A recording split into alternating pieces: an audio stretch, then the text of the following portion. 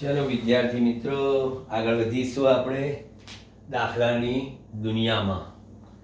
આપણે ગઈકાલે દાખલો કર્યો તો કેલ્ક્યુલેટરે થોડોક કંઈક આપણને દગો દીધો એવું મને લાગ્યું,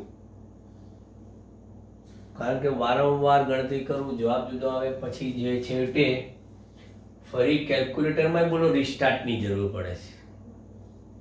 મજાક કરું છું. તો આ બંનેનો ભાગાકાર આટલો આવ્યો, એ સુધારી લેજો તમે. મેં તમને કીધેલું કે તમે ચેક કરજો, પણ મને કોઈએ જવાબ આપ્યો નહીં. 840.3 આવે છે આનો ભાગાકાર, જે આપણે કંઈક જુદો જ લાવ્યા હતા. 800 ને કંઈક 55 જવાબ આવતો હતો આપણે અહીંયા આગળ, પણ સાચો જવાબ છે 867.3. એ ખાસ કરેક્શન કરી લેજો. બસ એટલે જ આ મેં બોર્ડ થોડું રાખી મૂક્યું, જેથી કન્ટિન્યુટીમાં કરેક્શન જે બી આવે તમારે કરી લેવાનું. કારણ કે કેલ્ક્યુલેટર સાચું જ હોય એવું જરૂરી નથી, કારણ કે ઘણી વખત શું થાય, આપણે કેલ્ક્યુલેટરમાં ઉપયોગ કરતી વખતે અમુક વસ્તુ મેમરીમાં જતી રહી હોય, તો એ મેમરી એડ થઈને આવે તો એ જવાબમાં ભૂલાઈ શકે. એટલે ખાસ કરીને કોમ્પ્યુટરમાં મેમરી રિકોલ કરીને ઓલ ક્લિયર કરીને ગણતરી કરવી, કે અમારાથી પણ ભૂલ થઈ શકે છે, તમારાથી પણ થઈ શકે છે. હવે આપણે આજે સ્વાધ્યાય 3.9 વિસ્ટોન નેટવર્ક પરનો આ દાખલો છે. મેં તમને કીધેલું ગઈકાલે પણ કે લાંબો દાખલો છે, બરાબર, પણ બહુ જ ચીવટતાથી ધ્યાન રાખવું પડશે. આમાં કોઈ કેલ્ક્યુલેટરની ગણતરી નથી, એટલે આપણા પર આધાર છે. હવે ટોટલી આધાર આપણા પર છે. આપણે જો સમીકરણ બનાવવામાં ભૂલ કરશું તો જવાબ નહીં આવે. એ કે બરાબર જરા જોજો. આકૃતિ આ રીતની આપેલી છે. એક અવરોધ,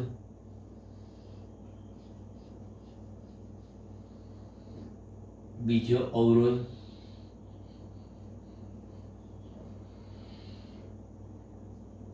વચ્ચેનો અવરોધ,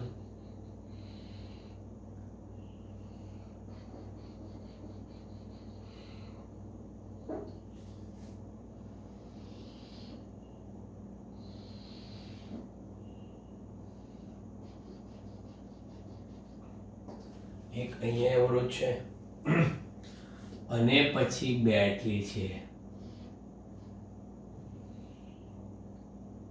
પ્લસ માઇનસ. ચલો, સર્કિટનું કામ પતી ગયું. હવે નામકરણ લઈ લઈએ આપણે. 10 ohm, 5 ohm.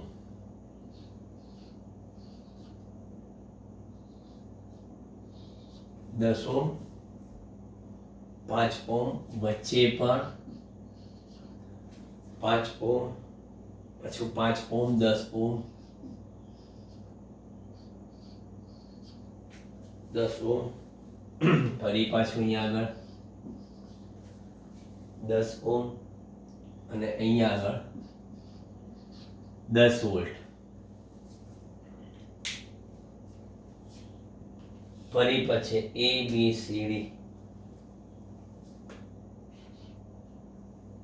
A B C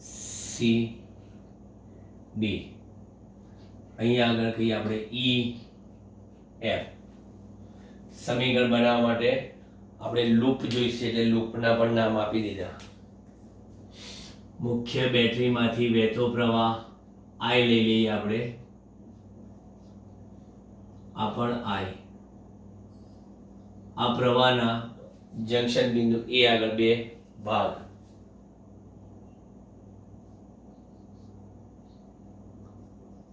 I1 અને I2. પછી માની લો કે મેં આ પ્રવાહ નીચે બતાવી દીધો. જરૂર નથી કે નીચે બતાવો, ઉપર બતાવી શકાય.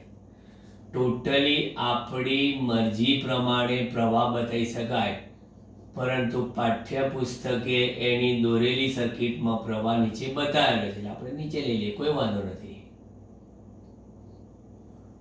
પણ નામ નથી આપે I1 I2, એને ખાલી તીર જ બતાવે. પરીક્ષામાં એ તીર બતાવવા જરૂર નથી. હવે I1 માંથી I3 જતા રહે તો મેં તમને વિસ્ટોન નેટવર્ક શીખવાડ્યું ત્યારે ખાસ કીધું હતું કે આ પ્રવાહ I1 માઇનસ I3 થાય. I1 માઇનસ I3 પછી એ I1 માઇનસ I3 પહોંચશે, પછી I3 અને I2 બે ભેગા થઈને અહીંયા આગળ I2 પ્લસ I3 થશે અને આ બંને ભેગા થઈને I1 પ્લસ I2 એટલે કે છેલ્લે I થઈને સર્કિટ પૂરી થાય છે.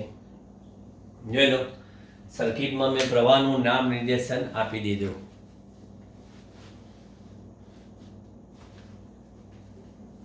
કમ્પ્લીટ ડેકોરેશન પૂરું આપણું. સમીકરણ બનાવવા આપણે જઈએ. સૌથી પહેલા હું લઈશ જંક્શન બિંદુ A પાસે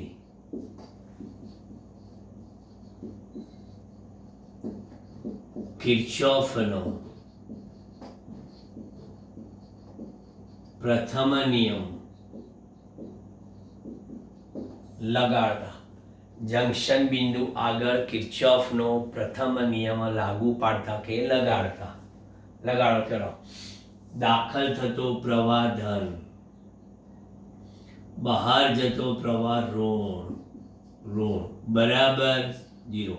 જંક્શન બિંદુ આગળ ભેગા મળતા વિદ્યુત પ્રવાહોનો બૈજિક સરવાળો શૂન્ય થાય છે એવું આપણે કિર્ચોફના પહેલા નિયમમાં કીધેલું. એટલે એક ઇક્વેશન અહીંયા આગળ રેડી. I બરાબર I1 પ્લસ I2, સમીકરણ નંબર 1 તૈયાર. હવે બસ, હવે બંધ પરિપથો લાગુ પાડીએ. એક અહીંયા લાગુ પાડીશું, એક અહીંયા લાગુ પાડીશું. એટલે સૌથી પહેલા બંધ પરિપથ A B D A માટે કિર્ચોફનો બીજો નિયમ લગાડતા. કિર્ચોફનો બીજો નિયમ લગાડો. એકદમ ઠંડે કલેથી વિચારવાનું છે. A થી B ગયા, પહેલા A થી B ગયા, અવરોધમાંથી ગયા, નજર પડી પ્રવાહના તીર પર. પ્રવાહ આપણી સાથે છે, સાથે વાળા લોકો ખર્ચો છે, એટલે ખર્ચો એટલે માઇનસ. કોણ માઇનસ I1 ઇન્ટુ R, એટલે આપણે I1 ઇન્ટુ R, પણ R આપણી પાસે છે એટલે માઇનસ 10 I1 લખાય. ચલો, પતી ગયું. ફરી પાછા B થી D માં પ્રવાહ આપણી જોડે ટીંગાય છે એટલે ફરી પાછું -5, પણ એનો પ્રવાહ કયો? -5I3. પછી D થી A માં પાછો પ્રવાહ આપણી વિરુદ્ધ આવી ગયો એટલે +5I2 બરાબર. ક્યાંય બંધ પરિપથમાં વિદ્યુત કોષના આપણને દર્શન થયા નથી. દર્શન કેવા છે? દર્શન દુર્લભ છે, દુર્લભ દર્શન. શક્ય હોય તો બધાને આપણે સાદુરૂપ આપી શકીએ. એટલે અહીંયા આગળ પહેલા 5 વડ લખી દઈએ તોય ચાલશે. ના, આજ રાખો. 5 દુ 10 એટલે 2I1 minus I3 plus I2 બરાબર 0. સમીકરણ 2. કોઈ કઈ રીતે કર્યું? અરે બધાને 5 વડે ભાગી નાખ્યા એટલે આ 5 દુ 10 છે, 5 5 5. ઓકે. હવે બીજો બંધ પરિપથ બનાવીએ. બંધ પરિપથ કયો? B B C D B માટે કિર્ચોફનો ફરી પાછો બીજો નિયમ લગાડ. ચલો B થી C જાઓ. હવે આવડવું જોઈએ. -5I1 5 ગુણ્યા પ્રવાહ કેટલો I1 minus I3 C3 D જાઓ plus 10 I2 plus I3 D થી B જાઓ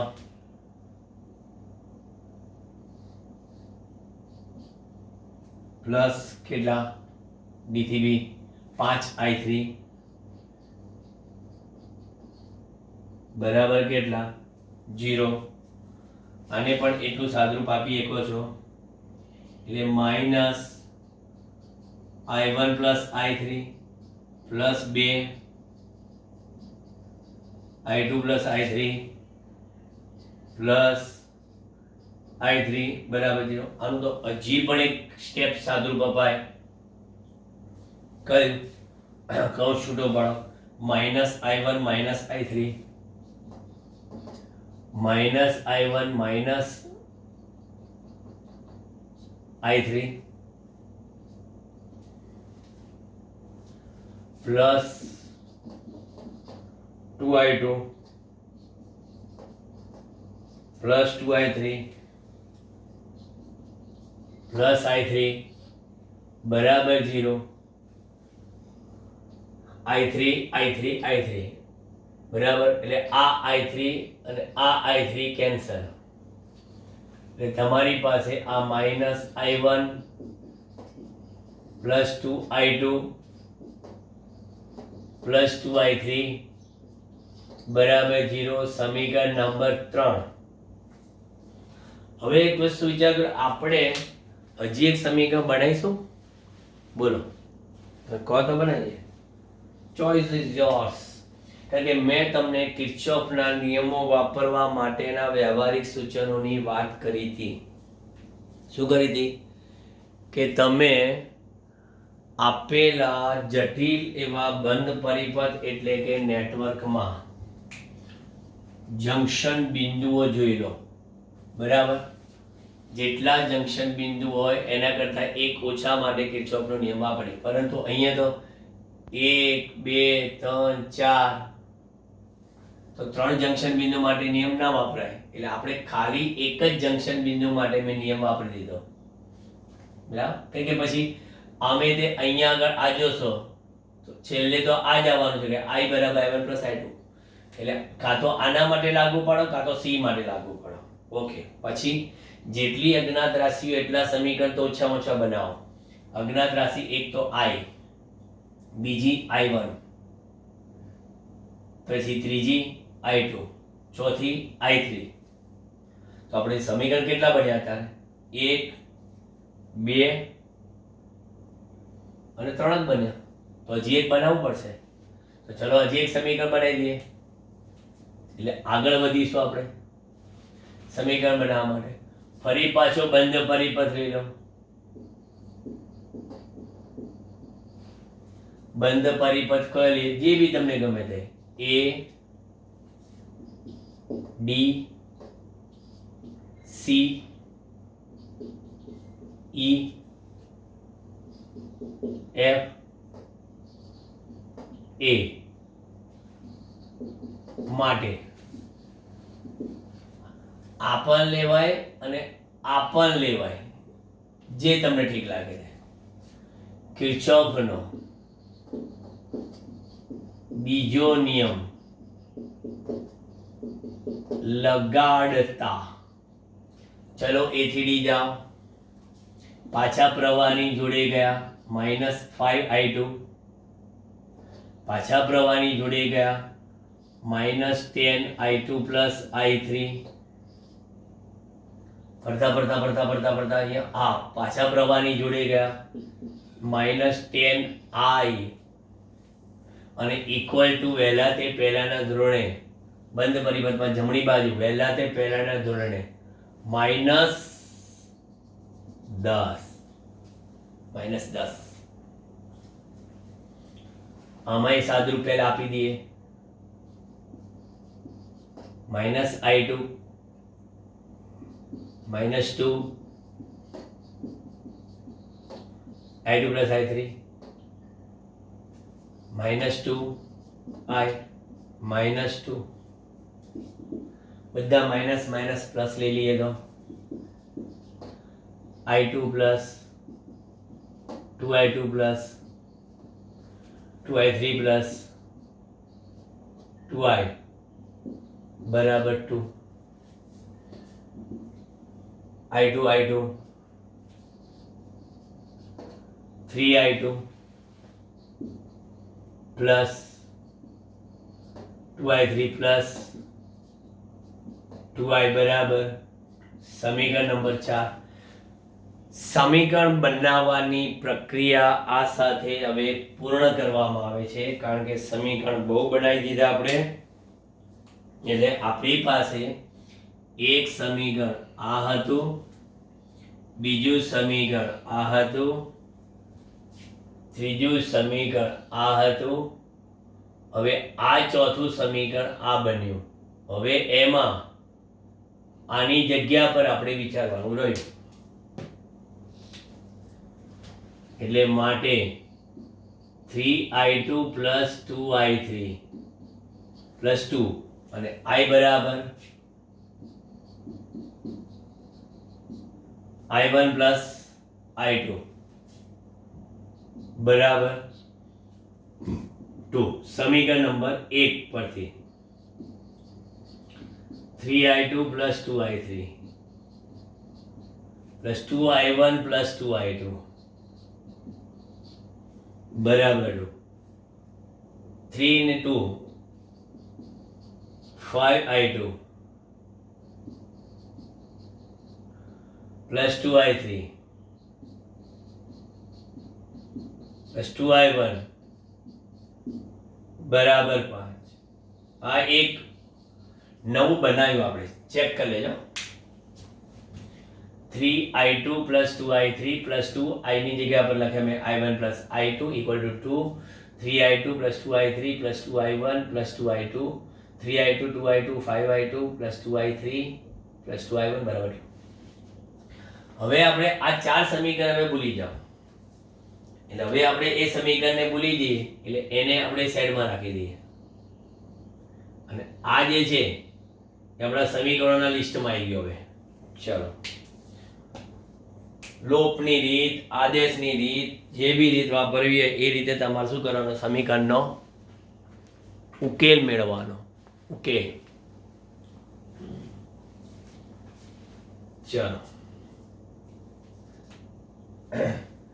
-2i1 -i3 plus i2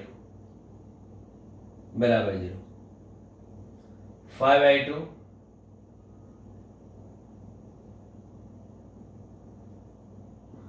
2i2 અને 2i3 છે, હવે i3 ને i2 છે બરાબર. એટલે i2 ને i3 ને ઉડાડવા આવ્યો આપણે. ચેક કરજો તમે.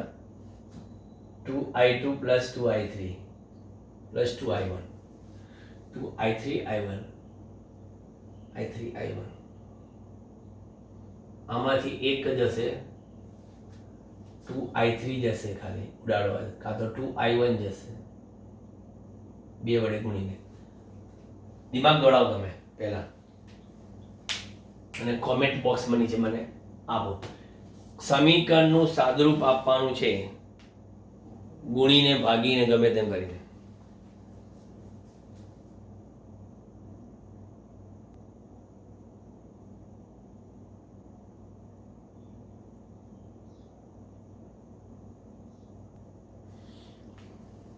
વિચાર્યું કે ગાડી અટકી? ત્યાં જો બધા સમીકરણમાં i1 i3 i2 i1 i2 i3 i2 i3 i1 થોડા કન્ફ્યુઝ તો થાવ છો.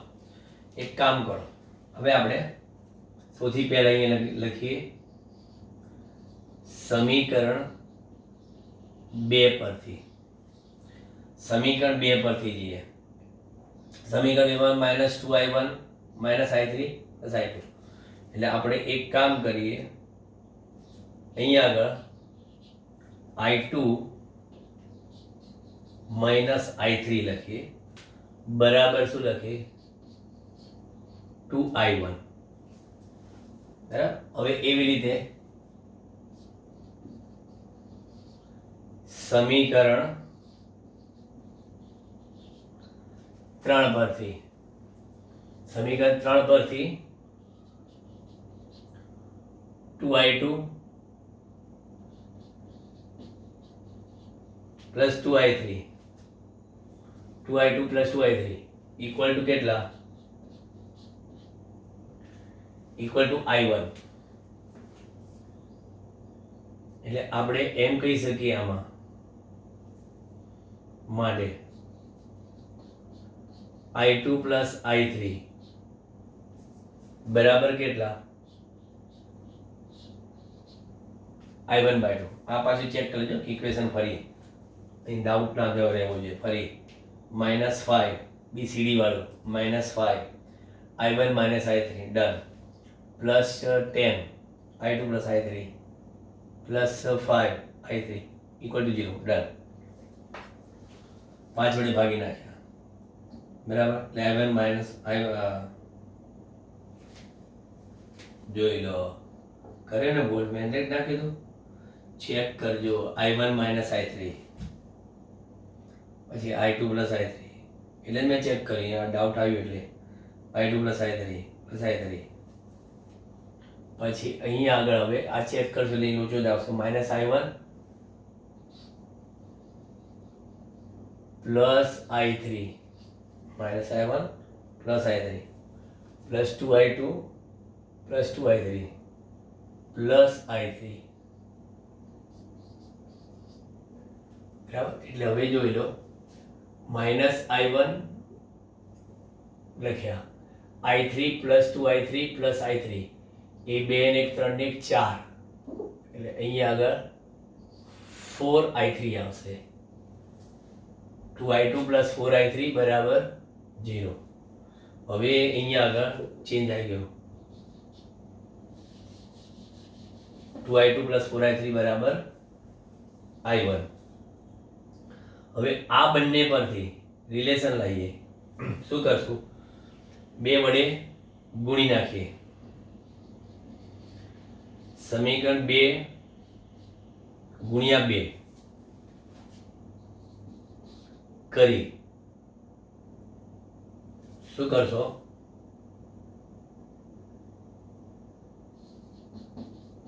બાદ કરતા બરાબર.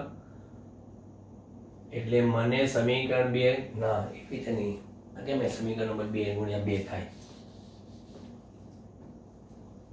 2 પરથી લાય આપણે, એટલે અહીંયા ઉપરના આ સમીકરણ જે છે એની વાત કરું છું. એ 2i2 માઇનસ 2i3 બરાબર 4i1 અને આ 2i2 પ્લસ કેટલા 4i3 બરાબર કેટલા i1. આની બાદબાકી કરી નાખો. એટલે એની બાદબાકી કરશો એટલે શું થશે? જો 2i2 ઉડી ગયા, -2 -4 અને -6i3 બરાબર. અને 4 માંથી 1 જાય એટલે ઇક્વલ ટુ કેટલા? 3i1. ક્લિયર? એટલે તમને મળશે અહીંયા આગળ -2i3 બરાબર i1. આ એક નવું ઇક્વેશન મળ્યું, એને નંબર હવે આપો 6. એટલે i1 બરાબર -2i3. હવે i1 બરાબર -2i3 છે એ આપણે પાછા કશાકમાં મૂકી દઈએ. i1 બરાબર -2i3 અહીંયા મૂકી દઈએ, આમાં જ મૂકી દઈએ. i1 બરાબર -2i3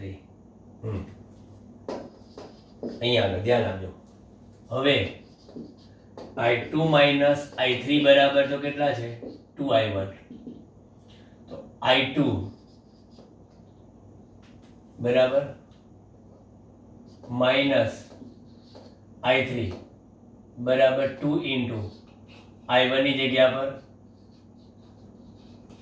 -2i3, એટલે i2 માઇનસ i3 બરાબર -4i3 માટે i2 બરાબર માઇનસ i3 પેલી બાજુ જાય એટલે પ્લસ એટલે -3i3 અને સમીકરણ નંબર 7 કહી દો. એટલે હવે તમારી પાસે અહીંયા આગળ i1 બરાબર -2i2 છે, i2 બરાબર -3i3 છે, એટલે i3 બરાબર. તો હવે સમીકરણ નંબર 5 સમીકરણ નંબર 5 માં સમીકરણ 6 અને 7 ની કિંમતો મૂકતા જો અહીંયા આગળ 5i2 બરાબર કેટલા મૂકવાના છે? -3i3. ઓકે, પછી વત્તા 2i3, હવે એ તો છે જ એટલે ભલે રહ્યા, વત્તા 2i1 એટલે -2i3 બરાબર કેટલા? 2. ચલો સાદું પાડો. -15i3 વત્તા 2i3 -4i3 બરાબર 2. 15 ને 4 19, -19 વત્તા 2 -17i3 બરાબર 2. i3 બરાબર -2/17 એમ્પિયર. હવે i3 નો આ જવાબ નેગેટિવ આવ્યો, એનો અર્થ ખબર છે કેમ? કારણ કે તમે ધારેલ પ્રવાહ જે b થી d નો છે એ કદાચ d થી b નો, કદાચ નહીં શ્યોર d થી b નો જ હોવો જોઈએ, તો જ આ નેગેટિવ સાઇન આવી. હવે i3 મળી ગયા તો માટે i1 બરાબર -2 ઇન્ટુ પછી અહીંયા લેવાના તો માઇનસ જ, એટલે 4/17 એમ્પિયર અને પછી i2 બરાબર -3 ઇન્ટુ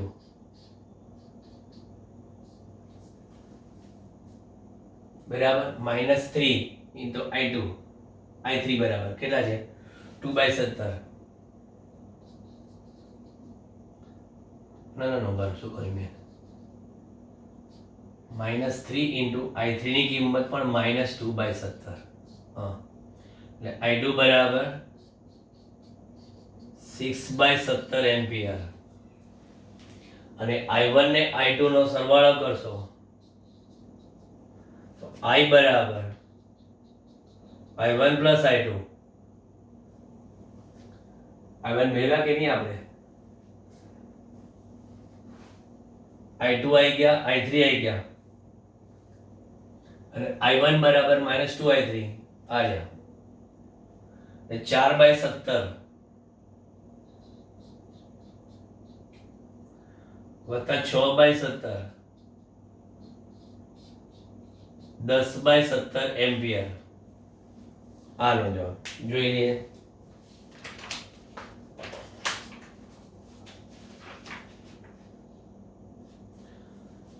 ચેક કરતા i3 બરાબર 2/17, i બરાબર 10/17, i2 બરાબર 6/17, 4/17 બરાબર. જોઈ લો છે સાદુરૂપ. આવો સેમ પાછો દાખલો આવશે ઉદાહરણમાં તે, પણ આ થોડો જોરદાર. મેં તમને કીધું ને બોર્ડ જો તમે ચિક્કાર સ્ક્રીનશોટ લેવાયો તમારે. આપણું ધ્યાન ગયું અહીંયા આગળ, નહીંતર આ બધી મજૂરી લાવતા આપણને હેરાન કરી નાખે અહીંથી જ. પણ અહીંયા અપૂર્ણાંક આવ્યો એટલે થોડીક લાઈટ થઈ ગઈ કે કંઈક લોચો છે. તમે જાતે ગણજો અને ગોખણ પટ્ટી તો કરતા જ નહીં, જાતે ગણજો બરાબર. સમીકરણો કે લાઈન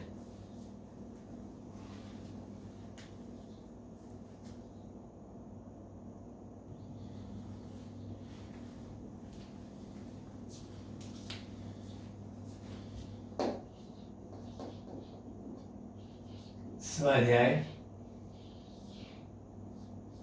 3.10 બરાબર. જમ્બો દાખલા પછીનો દાખલો હવે જોઈએ 3.10 માં 3 વસ્તુ શોધવાની છે. 1 મીટર બ્રિજમાં આપણી પાસે માની લો આ મીટર બ્રિજ,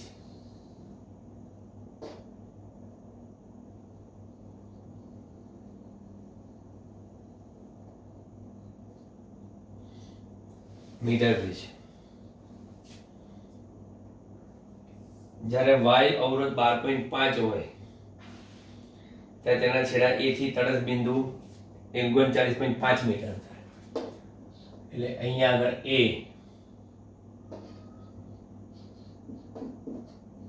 L1 39.5 સેન્ટીમીટર અંતરે મળે છે.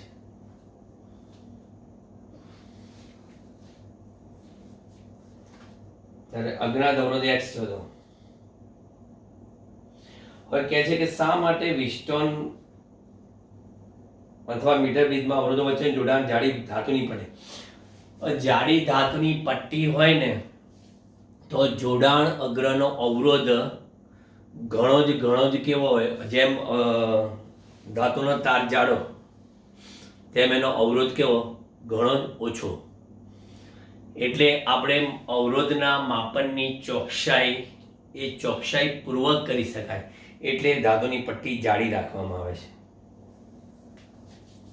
આકૃતિમાં r ના સ્થાને x અને s ના સ્થાને y લો. એટલે અહીંયા આગળ આ એક ગેપ 2 છે, x અને y. એમાં y અવરોધ એને કીધેલો છે 12.5 ઓહ્મ, બરાબર. ત્યારે આપણને મળ્યું છે અંતર, એટલે આ એ પરિસ્થિતિની વાત છે. L1 39.5 અને x શોધવાના છે. તો L2 બરાબર શું થાય 100 માઇનસ L1. 100 માઇનસ L1 એટલે કેટલા?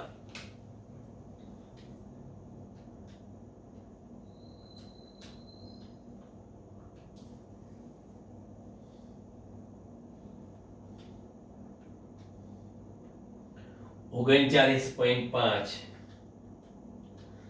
100 માંથી બાદ કરવાના એટલે 60.5 સેન્ટીમીટર મને મળે, બરાબર. અહીંયા આગળ સંતુલિત એવા નેટવર્કની વાત કરીએ. સંતુલિત વિસ્ટન બ્રિજ માટે તેની આ બે પાસ પાસેની બાજુમાં જોડેલો અવરોધનો ગુણોત્તર બાકીની બે પાસ પાસેની બાજુમાં જોડેલા અવરોધના ગુણોત્તર જેટલો હોય. એટલે આપણી પાસે x ખબર નથી પણ y 12.5 છે અને આ 39.5 ભાગ્યા આ કેટલા 60.5 એટલે x મળશે મને 39.5 ગુણ્યા 12.5 ભાગ્યા 60.5 એટલે x મને મળ્યા કેટલા? મતલબ પૂરેપૂરું કેલ્ક્યુલેટર ને 0 જ કરી નાખવું. 39.5 12.5 ભાગ્યા 60.5 8.16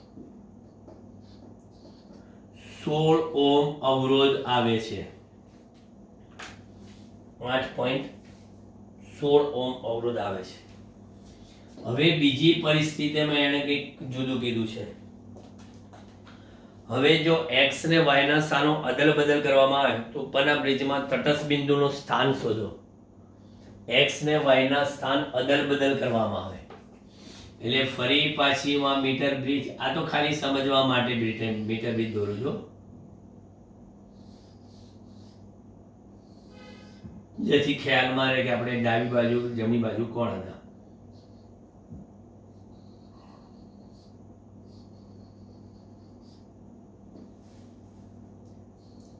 હવે L1 બરાબર શોધવાના છે અને L2 બરાબર 100 માઇનસ L1. x ને y ના સ્થાન બદલી કાઢ્યા, અહીંયા x લઈ આવ્યા, અહીંયા y લઈ આવ્યા.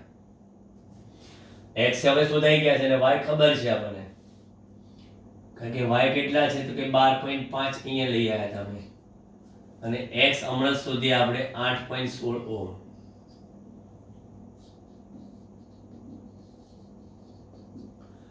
લઈએ આપણે કઈ સંતુલિત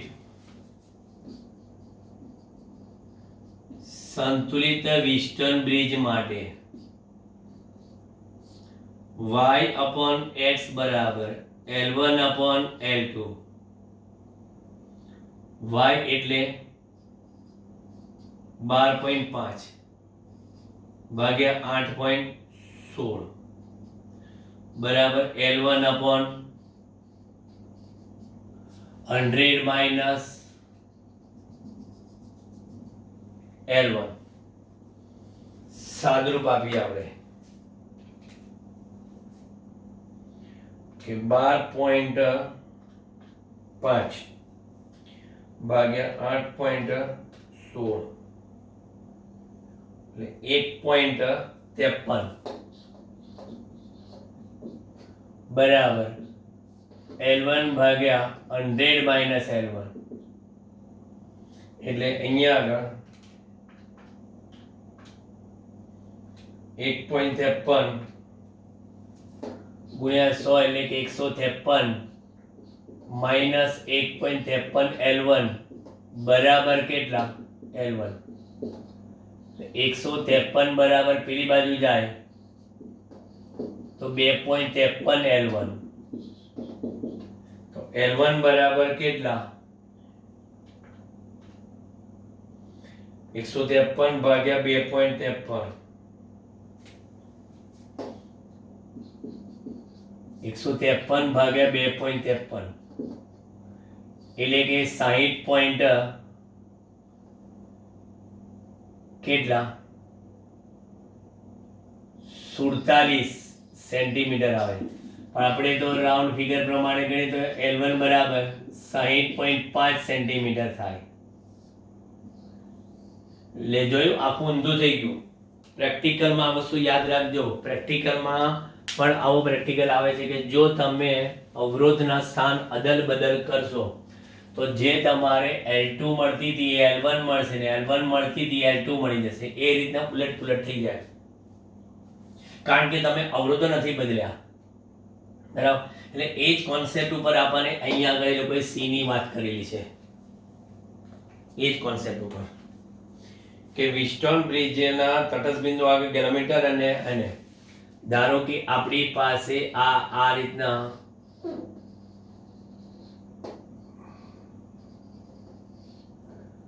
આ નેટવર્ક છે આપણો વિસ્ટર્ન નો નેટવર્ક.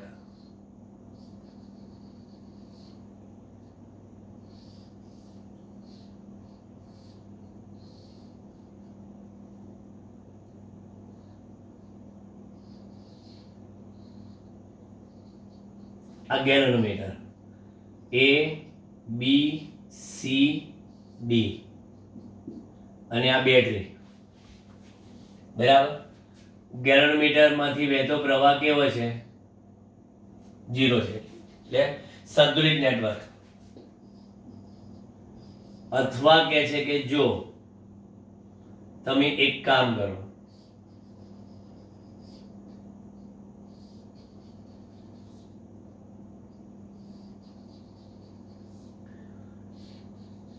ફરી નેટવર્ક દોરો,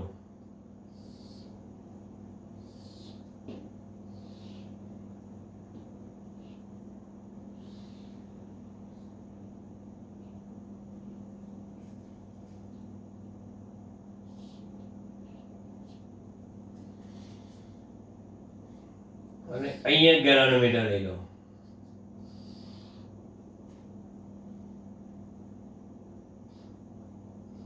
એટલે કે A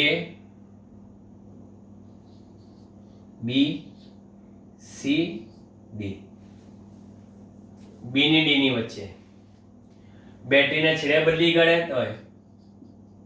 તોય કોઈ ફેર ના પડે, તોય કોઈ જ ફેર ના પડે, કારણ કે તમે ચારે ચાર અવરોધમાં એકવાર યોગ્ય ફેરફાર કરીને ગેલ્વેનોમીટરનું આવર્તન શૂન્ય લાવી દીધું તો આપણે ચોખ્ખું બોલ્યા હતા કે જ્યારે વ્હીટસ્ટોન બ્રિજ સંતુલિત સ્થિતિમાં આવે, વ્હીટસ્ટોન બ્રિજ સંતુલિત સ્થિતિમાં આવે તો તમારી પાસે R1 આ R2 આ R3 આ R4 બરાબર. હવે A ને B ની વચ્ચે શું છે તો કે R1, B ને C ની વચ્ચે શું છે તો કે R2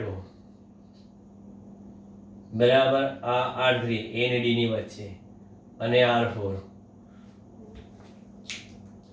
કોઈ પણ બે પાસ પાસેની બાજુમાં જોડેલા અવરોધનો ગુણોત્તર તેની બાકીની બે પાસ પાસેની બાજુમાં જોડેલા અવરોધના ગુણોત્તર જેટલો થાય તોય બ્રિજ સંતુલન સ્થિતિમાં કહેવાય. એટલે R1/R2 બરાબર R3/R4 અથવા R1/R3 બરાબર R2/R4, R1/R3 બરાબર R2/R4.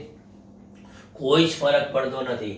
તમે એકવાર તમને સંતુલિત નેટવર્ક મળી ગયું ત્યારે આવા સંતુલિત નેટવર્કમાં ગેલ્વેનોમીટરનું સ્થાન કે બેટરીના છેડાને ઉલટ કરવાથી કોઈ જ ફરક પડતો નથી. બરાબર. જે તમે આ પ્રવાહ બતાવ્યો છે અહીંથી આમ, એ આમથી આમ બેસે, નો ચેન્જ. ચલો હવે આપણે આગળ વધીએ નવા દાખલામાં. છે ને બધું ઈઝી, ખબર પડે છે ને? બસ પડવી જોઈએ ખબર. થોડો દાખલો લાંબો કહેવાય કારણ કે A B C ત્રણ વસ્તુ પૂછી છે. હવે સ્વાધ્યાય 3.11 કારણ કે આપણે આજે પૂરું કરવાનો વાયદો કર્યો હતો. શેનો? સ્વાધ્યાયના દાખલાનો. 8 વોલ્ટ EMF અને 0.5 ઓહ્મનો આંતરિક અવરોધ ધરાવતા સંગ્રાહક કોષ બેટરીને 120 વોલ્ટના સપ્લાય વડે 8 વોલ્ટનું EMF પહેલા તો લખી નાખો. E બરાબર 8 વોલ્ટનો EMF અને એનો આંતરિક અવરોધ કેટલો? 0.5 ઓહ્મ. 0.5 ઓહ્મ. 120 વોલ્ટના સપ્લાય એટલે આપણે કહીએ છીએ લાગુ પાડેલા સપ્લાય 120 વોલ્ટ. ચાલો. અને 15.5 ઓહ્મના અવરોધ મારફતે વિદ્યુત ભારિત કરવામાં આવે છે.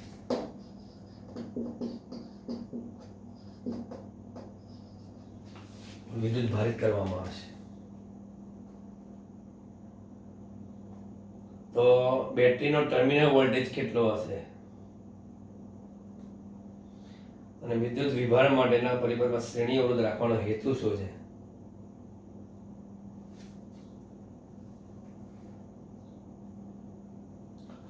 પંદર 120 વોલ્ટ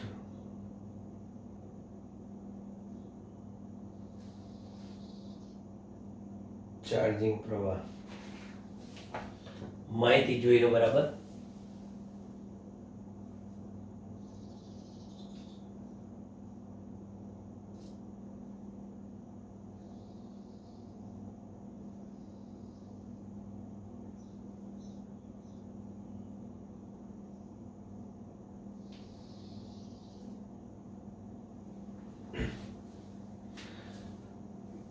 તમને મેં કોષોમાં બતાવ્યું હતું કે અહીંયા આગળ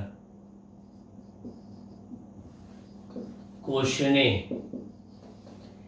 ચાર્જ કરવા માટે જરૂરી ચાર્જિંગ પ્રવાહ, કોષને ચાર્જ કરવા માટે જરૂરી ચાર્જિંગ પ્રવાહ I બરાબર V minus E upon R plus R થાય. કોષને ચાર્જ કરવા માટે જરૂરી ચાર્જિંગ પ્રવાહ બરાબર કેટલો? કારણ કે તમને ખબર છે કે આ એકચ્યુઅલી લાવે છે ક્યાંથી? V બરાબર E plus IR terminal voltage શોધીએ ને ત્યારે V બરાબર E પ્લસ IR પરથી. પણ આ એ V નહીં, કારણ કે અહીંયા આગળ આ V કેવા છે? E કરતા મોટા છે. બરાબર. નહીતર તો E માઇનસ V થાય. અહીંયા આ V જે છે એ E કરતા મોટા છે ત્યારે આ ચાર્જિંગ પ્રવાહનું આ સૂત્ર છે. આ તમારે જો જોતું હોય તો હું તમને બતાવું કે તમારી પાસે આ મેઇન બેટરી,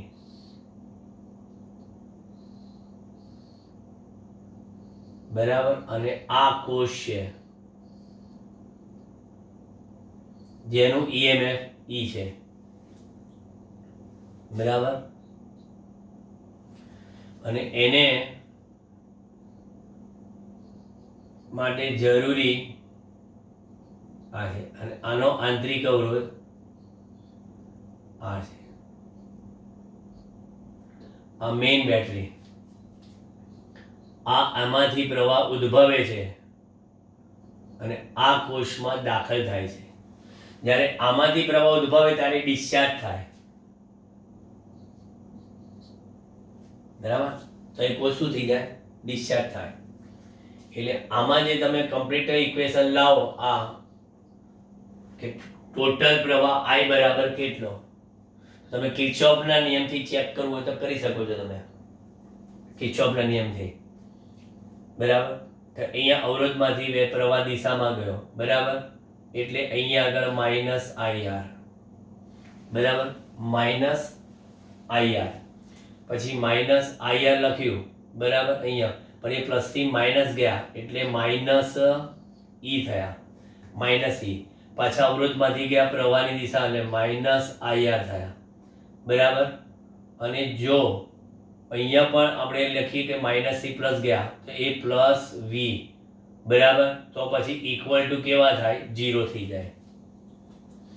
તો પછી અહીંયા આગળ માઇનસ માઇનસ વાળું પેલી બાજુ, તો અહીંયા આગળ જોઈ લો V માઇનસ E બરાબર, પેલી બાજુ લીધું તો I into R plus R, એટલે તમારી પાસે ચાર્જિંગ પ્રવાહ બરાબર મળી ગયો V minus E upon R plus R.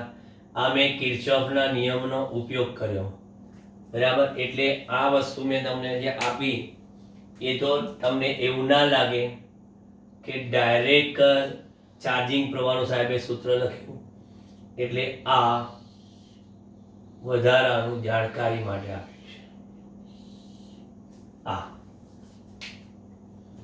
કારણ કે જો આ બેટરી છે એનો આંતરિક અવરોધ બતાવ્યો અને બેટરીનો આ છેડો પ્લસ અને આ છેડો માઇનસ, એટલે જ્યારે પ્લસમાં પ્રવાહ દાખલ થતો બતાવે મેં, જો, બરાબર.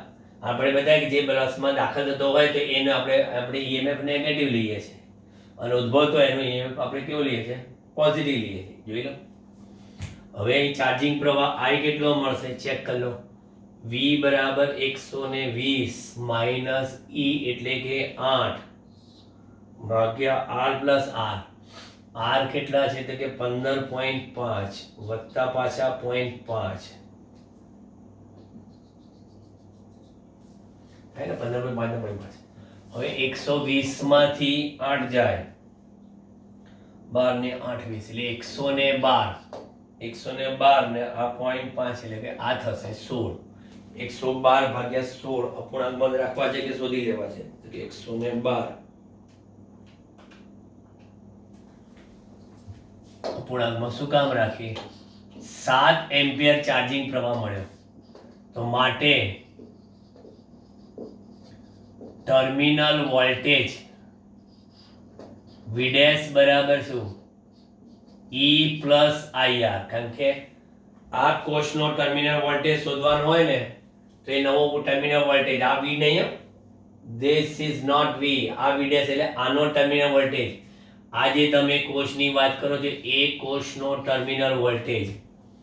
તો V ડેશ બરાબર E કેટલા છે? 8 વત્તા I કેટલા આયા? 7 ગુણ્યા કેટલા આયા? 0.5 એટલે કે 8 ને 7 પંચા 35 એટલે ટર્મિનલ વોલ્ટેજ કેટલો આવ્યો? 11.5 વોલ્ટ ટર્મિનલ વોલ્ટેજ આવ્યો. લો, એ જવાબ.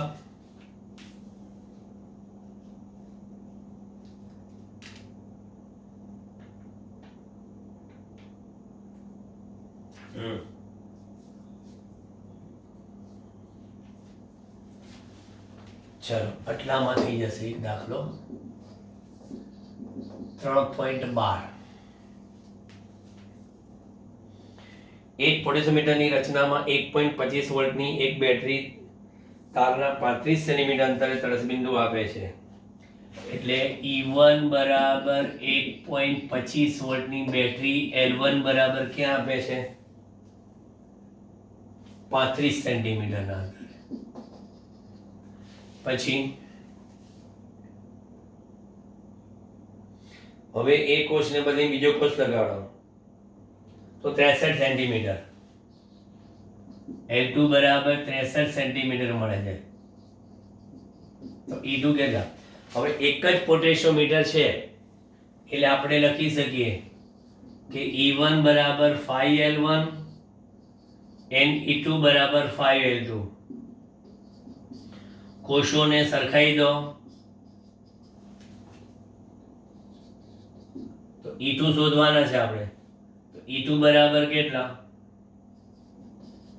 E1 into L2 ભાગ્યા E1 કેટલા? 1.25. L2 કેટલા? 63 ભાગ્યા L1 કેટલા? 35. ચલો एक पॉइंट 25 गुणिया 63 भाग्या 35. 2.25 વોલ્ટ આયા. આ એનો જવાબ. લો જલ્દી ફટાફટ સ્ક્રીનશોટ લઈ લો, પછી આપણે છેલ્લો દાખલો લઈ લઈએ, પછી આપણે જઈશું નેક્સ્ટ સેશનમાં ઉદાહરણના દાખલામાં.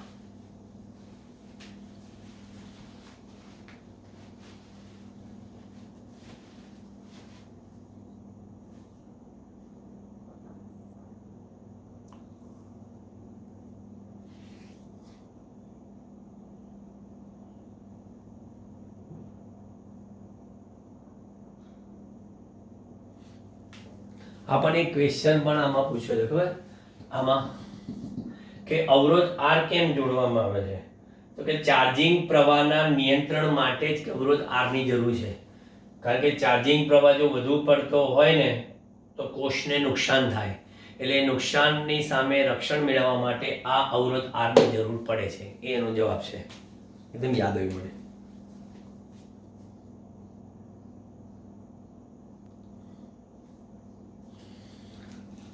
લો પછી આખું બોર્ડ ના પૂછ્યું, કારણ કે પછી ટાઈમ નહોતો આપણી પાસે. કારણ કે એમને એક જ છેલ્લો દાખલો છે. ઉદાહરણના દાખલાનો કોન્સેપ્ટ આપણે ઉદાહરણના દાખલામાં જોવાનું નથી, એટલે કે 3.1 માં કોપર સોલ્વ મુક્ત ઇલેક્ટ્રોનની અંદાજિત સંખ્યા ઘનતા. મુક્ત ઇલેક્ટ્રોનની સંખ્યા ઘનતા n કેટલી આપણી? 8.5 ગુણ્યા 10 ની 28 ઘાત.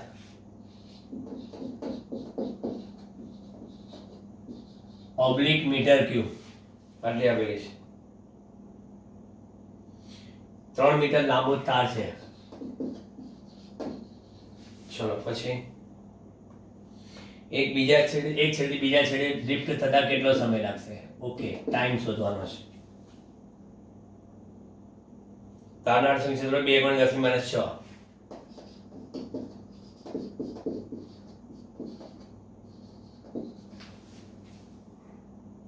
ત્રણ એમ્પિયર જેટલો પ્રવાહ. બસ આટલું આપેલું છે આપણે. આપણે સૂત્ર ખબર છે કે પ્રવાહ I બરાબર આવડે ને, આટલું તો સાહેબ આવડે ને, આવડે I બરાબર આવડે ને. તો VD બરાબર શું? I by EN. માટે VD એટલે વેગ બરાબર અંતર ભાગ્યા સમય. કેમ કે એક છેડેથી બીજા છેડે કીધું છે એટલે આખી લંબાઈ લઈ લીધી મેં. માટે સમય T બરાબર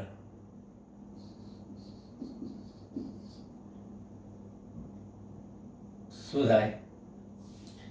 એટલે એની બાય I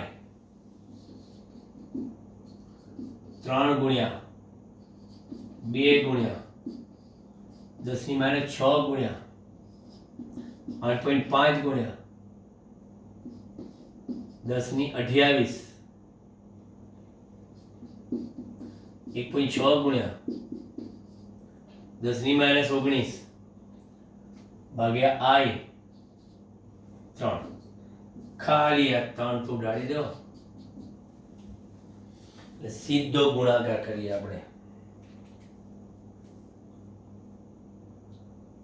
કે 2 ગુણ્યા 8.5 ગુણ્યા 1.6 27.2 ગુણ્યા 10 ની 19 6 25 28 માંથી 25 જાય 10 ની 3 ઘાત એટલે t બરાબર 27,200 સેકન્ડ થાય અને બીજા ઘણા જવાબ બનાવીએ કે 27,200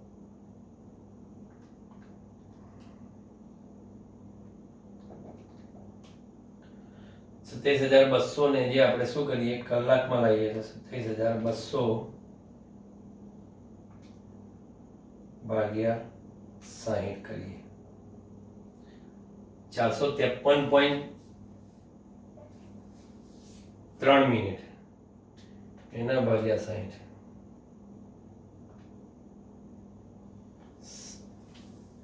7.555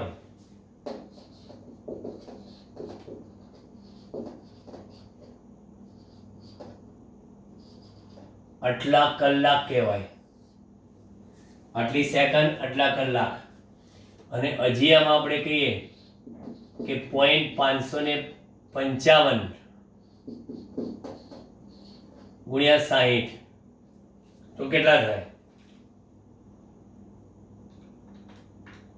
555 ગુણ્યા 60 33.3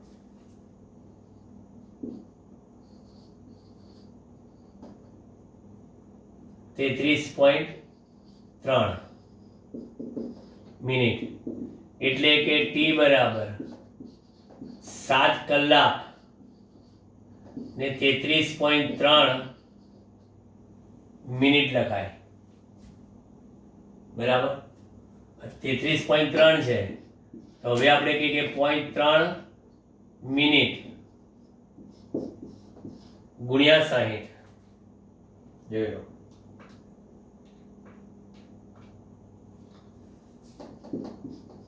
બરાબર 18 સેકન્ડ તો પછી આપણે t બરાબર 7 કલાક 33 મિનિટ 18 સેકન્ડ જોઈ લો છે કલાકમાં જવાબ આપ્યો તમને આમાં મિનિટમાં એકલો જવાબ જોઈતો તો મિનિટમાં મળે માગો એમાં તમને જવાબ મળે આપણે ચોપડી મૂકી એટલા બધા જવાબ નહીં આપ્યો હોય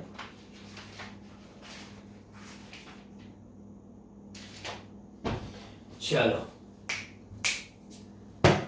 સ્વાધ્યાય દાખલા તૈયાર કરી નાખજો 2 સેશનમાં આપણે પૂરા કરી દીધા 13 દાખલા કડકડાટ આવડવા જોઈએ રકમ સમજો રકમમાંથી આંકડાકીય ફેરફાર આમાં હોઈ શકે સંખ્યા ગણતાઓ કદાચ ચલો ફિક્સ રાખીએ પણ લંબાઈ બદલી દઈએ અમે ક્ષેત્રફળ બદલી દઈએ પ્રવાહ બદલી દઈએ જવાબ આપણો ચેન્જ થઈ જાય ઓકે નેક્સ્ટ ટાઈમ